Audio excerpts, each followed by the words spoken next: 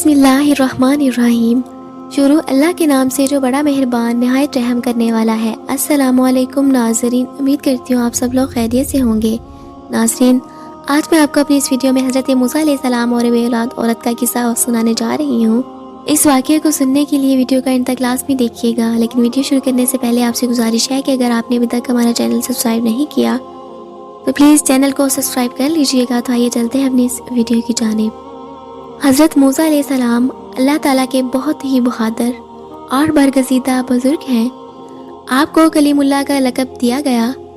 اس لقب کی وجہ یہ تھی کہ آپ علیہ السلام اللہ تعالیٰ سے باتیں کیا کرتے تھے، اور باتیں کرنے کے لیے ایک مخصوص جگہ کا انتخاب کیا گیا جسے کوہ طور کا نام دیا گیا۔ اللہ تعالیٰ سے بات کرنے کا شرف آپ کے علاوہ کسی اور کے پاس نہیں تھا۔ حضرت موسیٰ علیہ السلام معمول کے مطابق اللہ تعالیٰ سے ملاقات کے لیے کوہ طور کی طرف روانہ ہوئے کہ راستے میں آپ کو ایک عورت نظر آئی جو زور و قطار رو رہی تھی۔ آپ علیہ السلام کا دل ویسے ہی نرم تھا تو اس عورت کو دیکھ کر آپ خود بھی غمگین ہو گئے۔ حضرت موسیٰ علیہ السلام سے رہا نہ گیا اور اس عورت سے اس کی پریشانی کا سبب پوچھا تو اس عورت نے بتایا کہ وہ بے اولاد ہے اور لوگ اسے بانجھ ہونے کا طعنہ دیتے ہیں۔ اس عورت نے حضرت موسیٰ علیہ السلام سے گزارش کی کہ وہ اللہ تعالیٰ سے دریافت کریں کہ اس کو اولاد ہوگی یا نہیں۔ وہ عورت جانتی تھی کہ حضرت موسیٰ علیہ السلام اللہ تعالیٰ سے ہم کلام ہوتے ہیں۔ موسیٰ علیہ السلام نے اس عورت کو یقین دلایا کہ وہ اللہ تعالیٰ سے اس معاملے کا ذکر ضرور کریں گے، اور اس کے بعد آپ پھر سے کوہ طور کی طرف چل دیے۔ اللہ تعالیٰ سے ملاقات کے دوران ہی حضرت موسیٰ علیہ السلام نے اس عورت کا ماجرا بیان کیا تو اللہ تعالیٰ نے حضرت موسیٰ علیہ السلام کو بتایا کہ اس عورت کی قسمت میں یہی لکھا ہے کہ اسے کبھی اولاد نہیں ہوگی، اور اس عورت کو چاہیے کہ اس پر جو آزمائش ہے اس پر صبر کرے۔ آپ علیہ السلام یہ سن کر خود بھی غمگین ہو گئے۔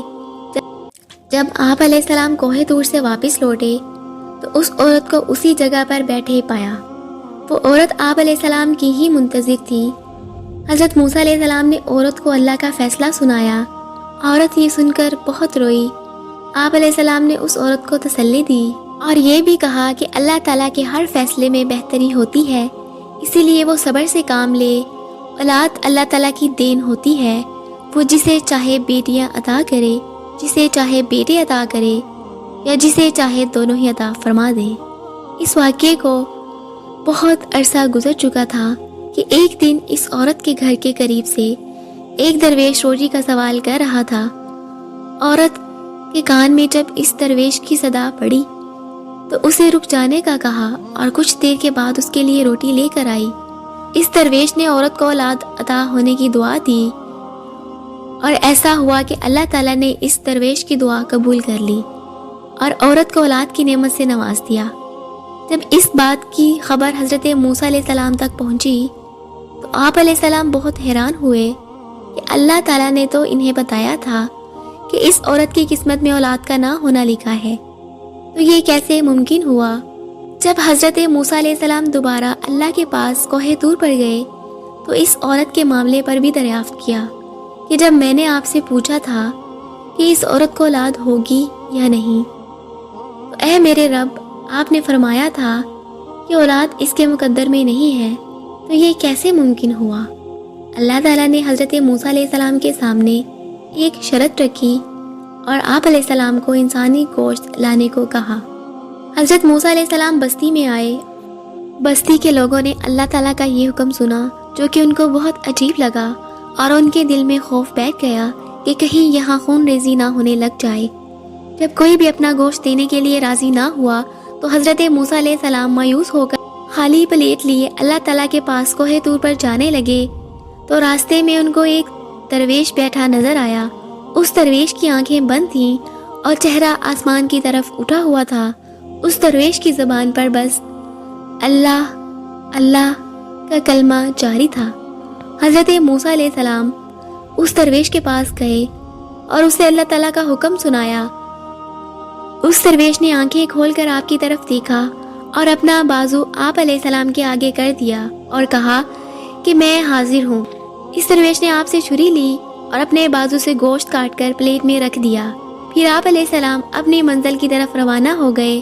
آپ علیہ السلام ابھی کچھ دور ہی گئے ہوں گے کہ اس درویش نے آپ کو پکارا اور کہا کہ ہو سکتا ہے کہ اللہ تعالیٰ نے گردن کا گوشت مانگا ہو۔ تو اس نے اپنی گردن سے گوشت کاٹ کر آپ کی پلیٹ میں رکھ دیا۔ حضرت موسیٰ علیہ السلام نے پھر سے کوہ طور کی طرف قدم بڑھا دیے۔ اس درویش نے پھر سے آپ کو روک لیا اور کہا کہ ہو سکتا ہے کہ اللہ تعالیٰ نے سینے کا گوشت کہا ہو، اور اس نے اپنے سینے کا گوشت بھی کاٹ کر پلیٹ میں رکھ دیا، اور اس کے بعد اس نے اپنے جسم کے مختلف حصوں کا گوشت کاٹ کر پلیٹ میں رکھ دیا۔ تو حضرت موسیٰ علیہ السلام اس گوشت کو لے کر کوہ طور کی طرف روانہ ہو گئے۔ آپ علیہ السلام نے یہ پلیٹ اللہ تعالیٰ کے سامنے پیش کی۔ اللہ تعالیٰ نے حضرت موسیٰ علیہ السلام سے پوچھا کہ یہ گوشت کس سے لائے ہو؟ تو حضرت موسیٰ علیہ السلام نے سارا قصہ بیان کر دیا۔ اللہ تعالیٰ نے فرمایا، اے موسیٰ، یہ میرے بندے کا مجھ سے عشق ہے، اور اس عشق کی حد دیکھو، اس نے اپنی تکلیف کا نہیں سوچا بلکہ میری رضا اور خوشی کی خاطر اپنے جسم کی بوٹیاں کاٹ کر تمہارے سامنے رکھ دی۔